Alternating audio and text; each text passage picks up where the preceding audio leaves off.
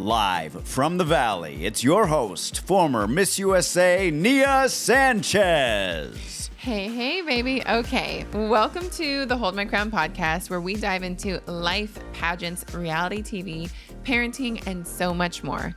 Join us for special guests from your favorite reality shows and some of my very good friends, other beauty queens. This is Hold My Crown. Hold my crown. Welcome back to the Hold My Crown podcast. I am so excited that you are here. I have my incredible Detroit Lions co-host, Daniel Bucco. Go Lions, baby. We are all about the Lions in our household. Everyone, better believe it. From the oldest to the youngest, we love the Lions. But we are very excited for this New Year's Eve or New Year's Day episode. Happy New Year's! We are so excited that you are hanging out with us in the beginning of your year. I have three really great bullet points. We have three really great bullet points that we are going to give you to help set you up for success in 2025. It's going to be a great year. Where did 2024 go? It's gone. It gone. We got a baby on the way, and we're all about 2025. Moving on. Moving 2024 is in the past. Keep it in the rearview mirror. Yes. Moving forward. This episode is going to be condensed, but power-packed. You're going to have some really great takeaways. Before we get into the great takeaways, I just want to have a little fun and talk about like crazy or fun or wild or sweet New Year's Eve memories, because I feel like New Year's Eve is really big for a lot of people. Like, it's celebrated all around the world, obviously. Mm-hmm. Some people have crazy stories. Some people just have like family stories. Everybody's New Year's Eve is different, but some people wear diapers at Times Square. Some people wear diapers at Times Square for New Year's Eve. Yes. We were actually in New York for New Year's Eve when I was Miss USA. Do you remember that? I do. Do you remember how that night went? Yes. They did not book me for any events. So I was not on any stages. I was in my apartment on 6th and 57th and 6th. And we had some friends come over for a little bit, like earlier in the night. Was it my friend that was DJing? Was it we're not even there. We're not, No, and it definitely was not that. We had some of my friends from church come over and just like hang out. And we were like watched a movie. Yeah. Do you remember? In my apartment. Yes. It was very cold outside. Yes. And then all of a sudden we were like, it's almost New Year's Eve. We should go do something. And it's almost midnight. Well, midnight. Like, sorry, New Year's. Yes. It's almost midnight. It's almost New Year's. Like, we should do something. So I feel like it was like maybe 11, we got in a taxi, and also you don't know what traffic is going to be like. And I live kind of close to Times Square, which is obviously crazy. Right. But we went all the way down, I think, close to Meatpacking District, and popped over to a club that we had a friend that was like working at. Or had a table or something. And we literally got out of the car, ran in, and as we were in, like walking in through the door that you see the whole club, we hear 4, 3, 2, 1. So we made it like literally Happy New Year. with 4 seconds left. And that was like our one New York New Year's Eve when I was Miss USA. That's right. And I think they didn't book me for anything because I was leaving to Miss Universe like 3 or 4 days later. I was leaving on the 3rd or 4th to Miss Universe for a month, almost a month, because I think we competed like the 26th or 27th. So over 20-something days. Got you. The next day, we went to a sunglasses and Tylenol party at my church friend's house, and everybody just like made some food, like kind of hangover food at my church friend's house, in like Brooklyn or something. And we went over and we just like hung out, had food, had some brunch. Everybody wore sunglasses, had some Tylenol, and then we lived our best life. Yeah. But do you have any crazy stories before we met? Or like fun stories or fun moments? I mean, it was always a highlight. We did this like 8, 9, 10 years in a row. One of my best friends, Evan Ross, we would go to Aspen every New Year's. So we'd always leave at like the 27th, the 28th of December and go and just have like an epic ski trip in Aspen and Snowmass. And then we would always do New Year's Eve at the Caribou Club, which was so exclusive. You had to be members there. It was always a big deal. And I just remember, for so many years in a row having that experience there. So Can that was so you much fun. tell the story of the one New Year's Eve where you went skiing when you were medically not supposed to be skiing? I don't want to give it away. Tell the story, Boo. I'll try to tell the quick version. So I was back for the holidays, or back in Michigan, and during this time, my brother was a general contractor, and I was like, hey, he goes, if I could use some help if you want to earn some extra money while you're here. Well, I am not the manual labor type of guy. My brothers are. And we pull up to the site. He's like, just help out this old guy. He's doing some remodeling in the kitchen, help him with the cupboards. We get there. There's a big old dumpster out in the yard. He says there's some boxes in there that need to be broken down because they're taking up too much space. It needs to be compact. So he's like, go take care of those things first, then, go help the guy. So me being a genius, climb in up to this dumpster, and there's like a 2x4. So some of the boxes were really hard to get to. It's obviously winter, snowy, cold, icy. Winter, snowy, icy, cold. And when I stepped on this 2x4, it was covered in ice. One foot stays up, but the other foot goes straight down, and I felt like I twisted my ankle. I then pull my leg up, and blood is squirting out of my foot.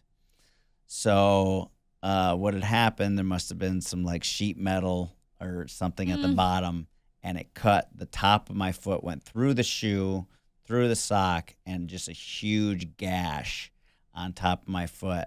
And I remember getting out, and like every step I took felt like my foot was about to like fall off.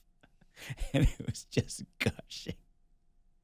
Like through the shoe. And I'm yelling help, and the guy comes out, and he just sees this blood just like squirting, and he's like, oh my gosh, get an ambulance. Had to get an ambulance, had to get layers of stitches, and the whole time I'm just thinking, I got this ski trip in 3 weeks, dude. Like, you got to get this, and they're like, do not. It's not going to be fully healed. You're going to be in this, you're just going to have to wrap it up, but it's just stitches. And I was like, F it. And went on the ski trip. And after every day of like multiple epic runs, I would take off my boot, and there would just be blood all over my socks. And I would just wrap it again, wrap it again. Thank God. I got a gnarly scar there. Yes, he does. But it did heal. And it And was he's not fine. the smartest thing ever, but No. it was great. The things you do in your 20s. Exactly. Speaking of 20s, New Year's stories, I really don't have any crazy stories. I just have one fun story from my 20s when I went out with my girlfriends outside of like our moments together, Right. which are mostly with your family because, we do everything with the Foucault family. Yeah. And sweet, like fun moments with the family. But outside of that, before we met, it was one of my girlfriends, Megan, Tandy, and Claire. And like they are besties. We're all besties. They were my bridesmaids. We were all in each other's weddings. And we, the three of us, had like no external plans. So we made plans to go to the club. And so we went to 2 separate clubs, but this is before Uber.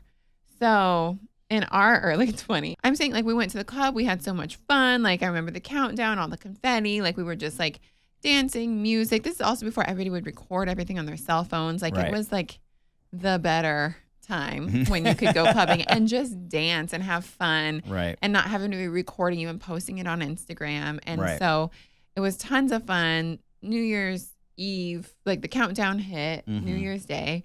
We stayed for probably another hour or two. The club closes at 2.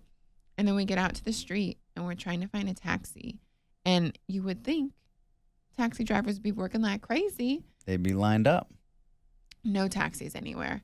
We are calling taxis. Like we have cell phones. We're like calling Right. taxi companies. Like everybody's saying like, oh, sorry. Like we're already fully booked. Like we're this, that. Like it probably took us an hour being outside in our little New Year's Eve club dresses Oh at my like 2 gosh. a.m.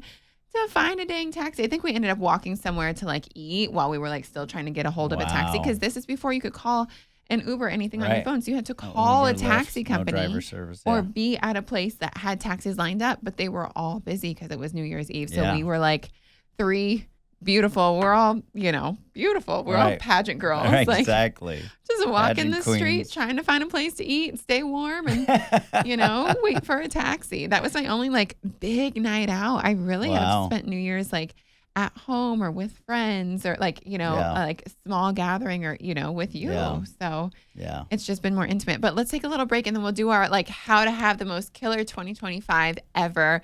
3 things that when we feel like we are at our best, we do and we're really actively on top of. We'll give you some strong bullet points and then we'll be done and send you on your way to have a great 2025. Let's do a quick break. We'll be right back.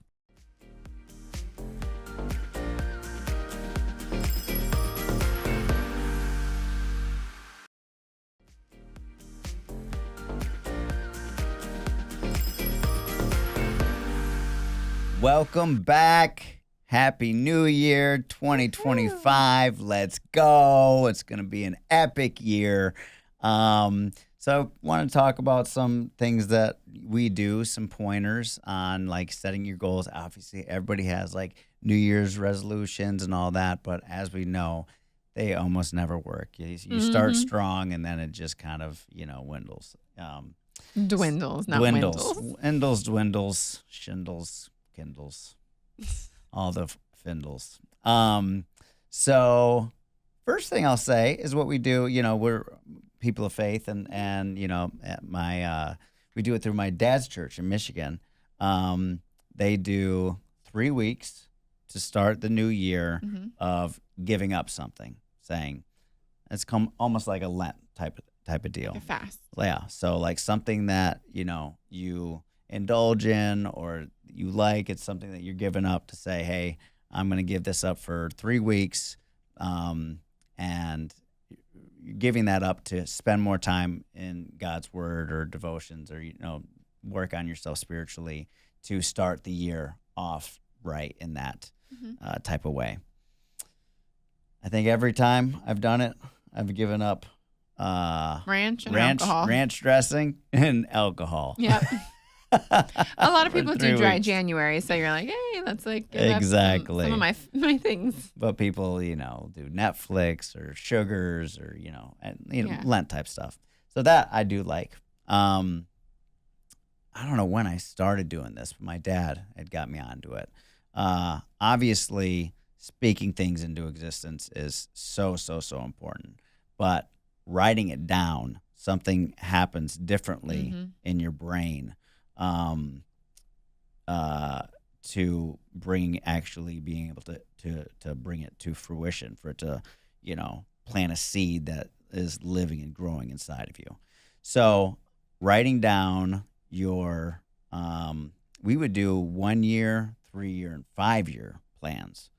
And you would talk about, personal, when it comes to diet and exercise, like, what do you want to, goals of health, goals, financial goals, career goals, marriage goals, if you're married. I already said financial, spiritual goals. And then once you write those down, underneath those, you write, okay, I feel like I would want to lose maybe 10 pounds. All right. So what is that? What's going to get me there? So under those, write down, okay, I need to work out 5 days a week instead of what I was working out 3 days. I need to cut out more sugar. I need to stop drinking as much, give these things up. With career, okay, I need to be more of a squeaky wheel. I need to reach out to, more, do more networking or get back in an acting class or, those types of things. So you break down how you want to reach those goals because you write down what your goals are. So for example, for career, you want to be working, 4 days a week, or you want to be working consistently on like 5 shows. You write down what the goal is and then you fill in squeaky wheel, reach out. Like, Correct. Okay. So it's the main goal you write down. Yes. And in those different areas. Yes. And then you write how to get there. How to get to those goals. Yeah. I like that you break that down. Yeah. And then, yeah, that's pretty much it. And then I hang it in a place That's a key point. where I can see it, where I'm going to see it every day. Mm-hmm. So whether it's inside the cupboard where like the cups are, if my coffee cups, I'll see it the first thing in the morning, Mm-hmm. kind of, do that type of thing. And it is insane. I literally found one that I did like 5 years ago, a couple years ago, and looked at it and had literally achieved, I want to say, almost everything on that list. Mm-hmm. And I would think back at that time, these were just dreams. These were Mm-hmm. like just goals. Like it was even like getting married, having a family, stuff that in my personal life, and, financially, I wanted to move into a bigger place and be able to afford this and, whatever, be this far in my career and have so many guest stars and recurrings and voiceovers and whatever, get into that world. And all those things had come to fruition. And I was like, this is mind blowing. Yeah. So doing that, those are my biggest tips Awesome. to start that new year off right. We also do vision boards. We don't do them as much as we used We to, need to do a new one. but it is a good bonding thing to do. Yeah. And something I want to say and I want to acknowledge is that I think it's important to acknowledge and celebrate when your dreams or your goals or your aspirations happen, because we have not really slowed down and done that lately. Yeah. But like you said, and it made me think about it, we are living our dream right now. We really are. Yeah. I still have one of the papers where I wrote, and I think it was in early 2021 or the end of 2020. And I had said, I want to have a healthy baby in my arms before the year is over. And like, don't be afraid to be specific, because that was early 2021 or the end of 2020 when we wrote it. And November, Asher was born. And so we had a healthy baby in our arms. And I had like other plans too. And it's just like these things, if you're specific, they will happen.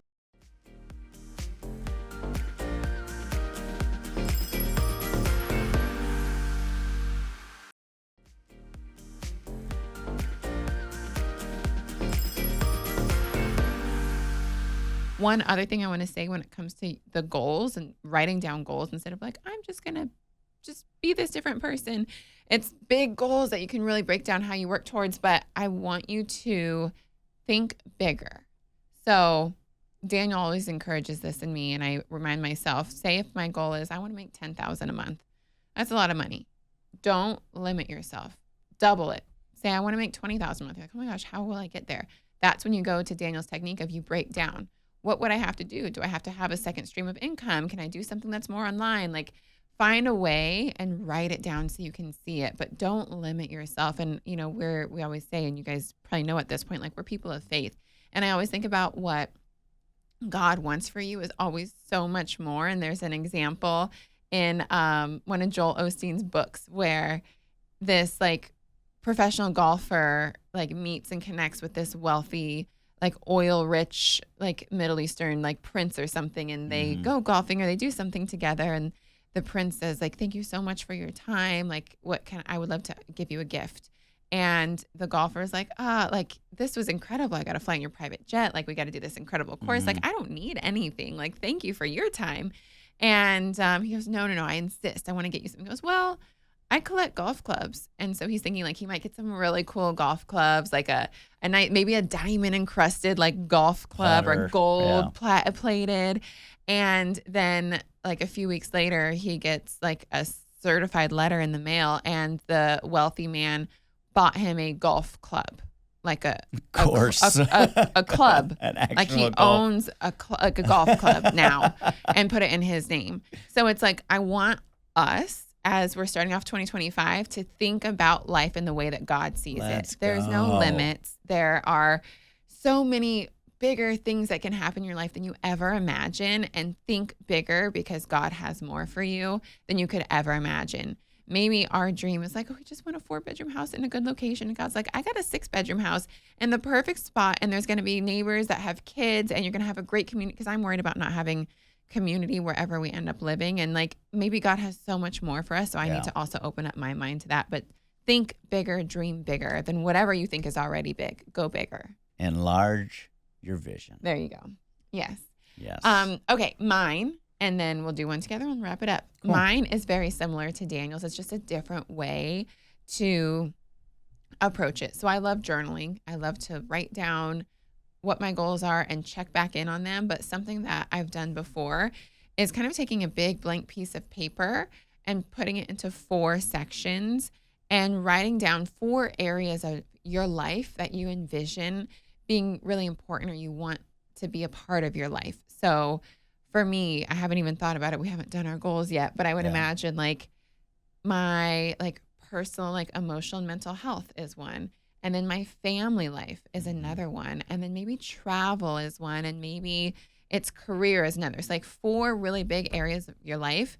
And I want you to think about 5 or 10 years from now, what that looks like and dream big. Like my lifestyle that I could dream of would be like either getting paid to or having the financial resources for us to travel as frequently as often as we want. Or maybe we work abroad and live abroad for 2 or 3 months a year, you know, and having that freedom and flexibility. Maybe all of our work is bringing in so much that it's like we have that. So I want to dream big. I want to write things like that down for my children. I want them to have an incredible education and to be so smart, but not necessarily be tied down to like a physical school. So like, what does that look like? So you write down these big dreams in your 4 sections for your life.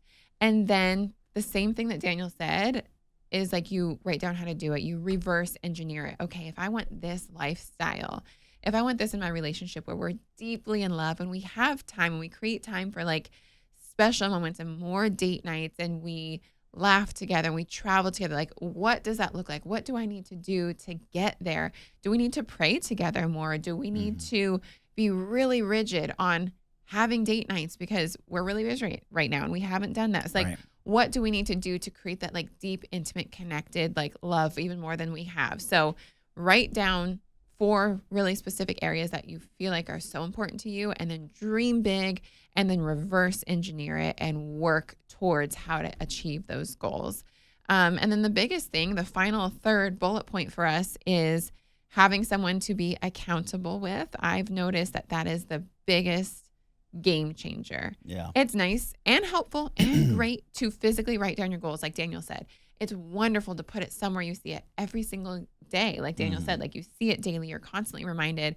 But then having a partner or a best friend or your mom or dad or someone in your life that you both have goals and you both are holding each other accountable and both are checking in on each other, I feel like that is really a game changer. We used to be really good at that in a variety of ways, whether it was our goals or finances, and just like things have shifted a bit. So even this episode is inspiring. This episode is also inspiring me because I'm like, okay, we can get back to that because we've done it before, even though we have a new one on the way. Like we can still put it in your calendar. This is one of the things for me. Nothing happens unless it's in my calendar because I'll forget about it. But if you put a notification in your calendar and you both have it on your calendar, maybe it's the 1st of the month. Every month you check in. Hey, how are you doing? Especially if it's your partner, your husband, or like your best friend, how can I support you in your goals? Like what progress have you made? Sometimes we forget to check in. That's how like New Year's resolutions fail is because we just like kind of get back into life and we forget to check in on our goals. So doing that with your partner is really, or partner, best friend, whomever, I feel like is a game changer when you have that accountability. Yeah, that's really good. That's it.